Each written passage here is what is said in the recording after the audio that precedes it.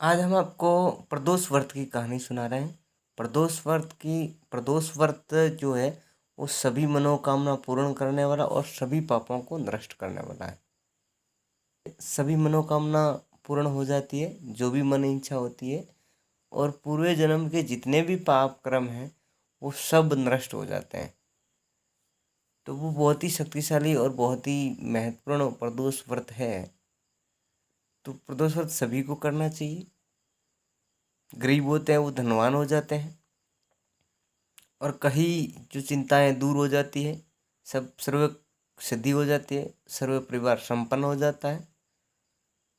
तो सुनिए ये प्रदोष व्रत की कहानी। वैसे शनि प्रदोष की कहानी अलग आती है। सोमवार को जब प्रदोष व्रत पड़ता है तो उसकी कहानी अलग आती है, और बुधवार का जब प्रदोष पड़ता है तो बुधवार का वो महत्व अलग होता है, और शनिवार की प्रदोष पड़ता है, शनिवार की महत्व अलग होता है।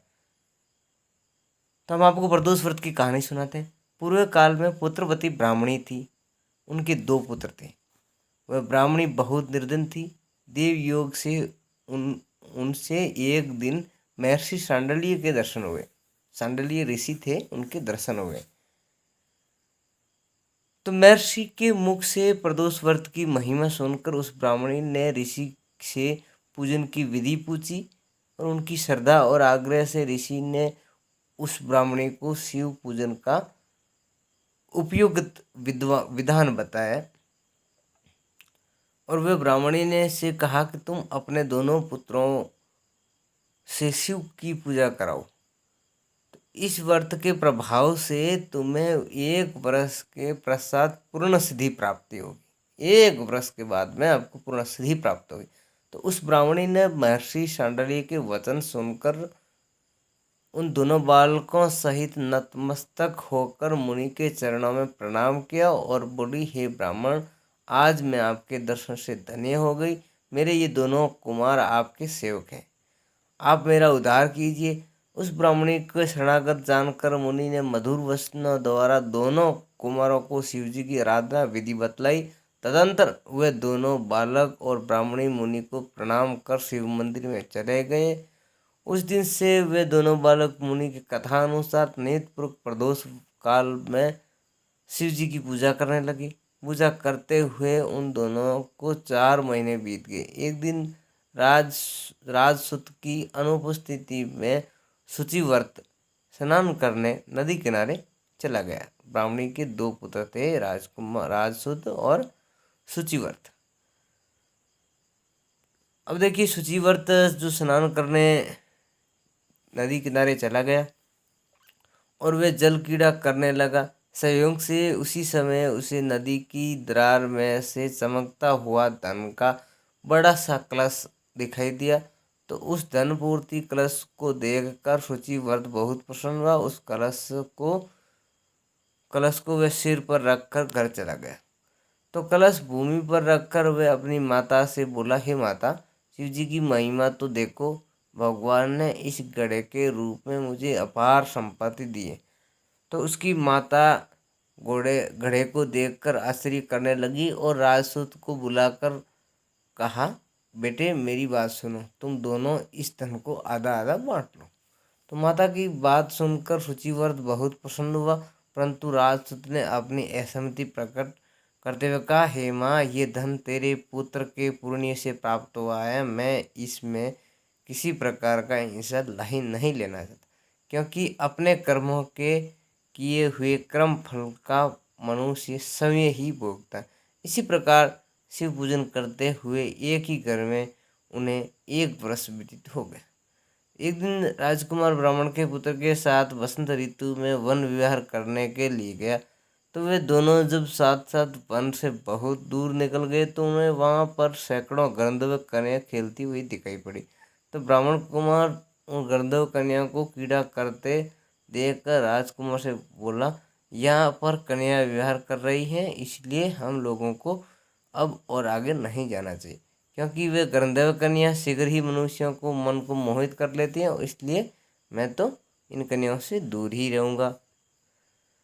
परंतु राजकुमार उनकी बात अनसुनी कर कन्याओं के विहार में स्थल में निर्भय भाव से अकेला ही चला गया।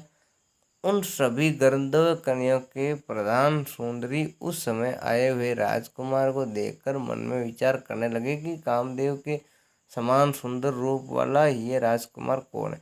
उस राजकुमार के साथ बातचीत करने के उद्देश्य से सुंदरी ने अपने सखियों से कहा, सखियों तुम लोग निकट के वन में जाकर अशोक, चमक, मौलश्री आदि के ताजे फूल तोड़ लाओ, तब तक मैं तुम्हारी प्रतीक्षा में यहीं रुकी रहूंगी।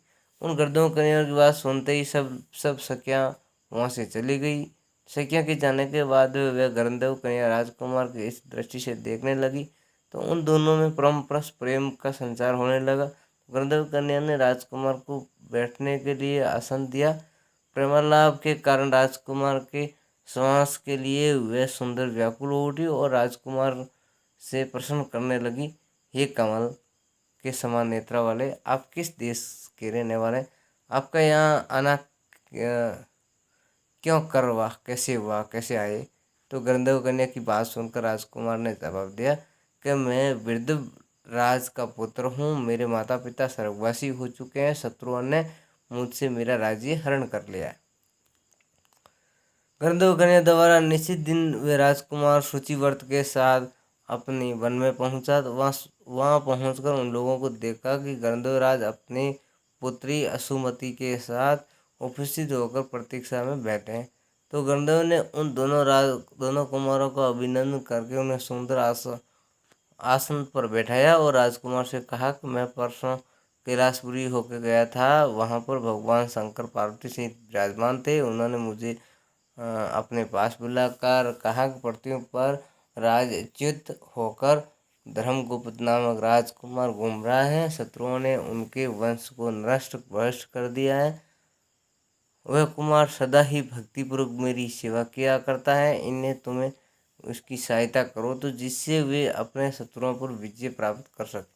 तो इसलिए मैं भगवान शंकर की आज्ञा से अपनी पुत्री असुमति का आपको सौंपता हूँ। मैं शत्रुओं के हाथ में गए हुए आपके राज्य को वापस दिला दूंगा। आप इस कन्या के साथ 10,000 वर्ष तक सुख भोग कर शिवलोक में आने पर भी मेरी पुत्री इसी शरीर में आपके साथ रहेगी। इतना कहकर गंधर्वराज ने अपनी पुत्री का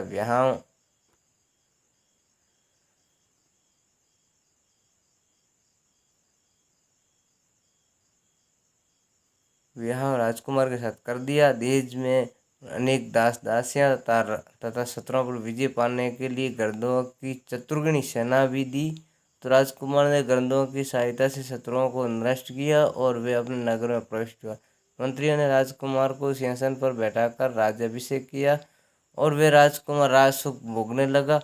जिस दरिद्र ब्राह्मणी ने उसका पालन पोषण किया था उसे ही राजमाता के पद पर आसन किया गया। अब वह शुचिव्रत ही उसका छोटा भाई बना और इसी प्रकार प्रदोष व्रत में शिव पूजन के प्रभाव से वह राजकुमार दुर्गुल पद को प्राप्त हुआ। और जो मनुष्य प्रदोष काल में अथवा नित्य ही इस कथा का श्रवण करता है वह प्रदोष काल वह निश्चय ही सभी कष्टों से मुक्त हो जाता है और अंत में वह परम पद को अधिकारी बनता है। बोली शंकर भगवान की। ये प्रदोष व्रत की कहानी थी, आपने सुनी। बहुत बहुत धन्यवाद। अगर आपको सोम प्रदोष व्रत की, शनि प्रदोष व्रत की कहानियाँ आपको बताएंगे। जय श्री कृष्ण।